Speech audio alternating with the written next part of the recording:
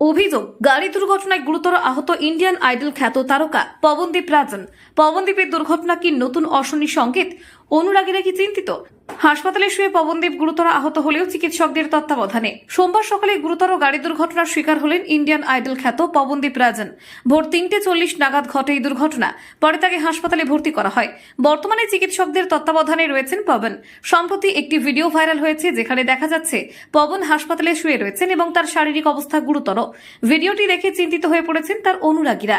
Indian idol 12 এর মাধ্যমে পবনদীপ রাজন জনপ্রিয়তা অর্জন করেন এবং ওই সিজনে বিজেতার ট্রফি হাতে তুলে নেন। এরপর একের পর এক শো এবং রেকর্ডিংসে তার উপস্থিতি নজর কেড়েছে। তবে তার ব্যক্তিগত জীবনও বিশেষভাবে আলোচিত হয়েছে, বিশেষ করে অরুণিতা কাঞ্জিলালের সঙ্গে সম্পর্ক নিয়ে। অরুণিতা পবনের সম্পর্ক রিয়েলিটি শো এর মঞ্চেই থেমে থাকেনি। তারা নিজেদের এখন পর্যন্ত ভালো বন্ধু বলে সূত্রের খবর। তাদের বিয়ের কথাও নাকি পাকাপাকি হয়েছে। কিন্তু এখন এই দুর্ঘটনার কারণে সমস্ত কিছু হুমকির মুখে। এখন পবনদীপের দ্রুত সুস্থতা কামনা করছেন তার অনুরাগীরা। আপনারা দেখছেন গ্রামীণ বাংলা নিউজ।